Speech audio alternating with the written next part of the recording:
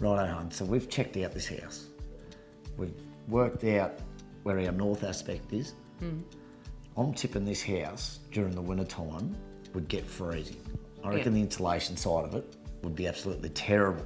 Well, we've done everything we can to talk about the orientation of the house. Yeah. But let's start talking about energy. How we I reckon. Should we pull up? We'll have a look at their energy bills and Yep. see when they're using them. Look.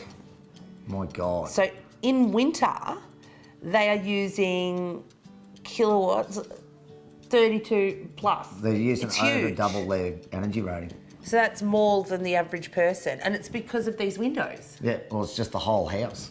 So they'll be paying a fortune. Right. We need to work out solar panels. We need to work out how Yeah. many solar panels we can get on this joint. There's this really good website, right? So what you do is you put in your postcode and you put in your average daily energy consumption. So what was that? 34 kilowatt hours. Is that a lot? Yep. Yeah, that's a lot, isn't it? And then what you do is you calculate. It automatically gives you the recommended system size. 10 kilowatt. Yeah. Estimated savings, monthly $293 and yearly $3,570 with the recommended battery size of 21 kilowatts. That's unreal. I know. So that it tells you exactly the size that you want. What's the size? 10 kilowatt. 10 kilowatt.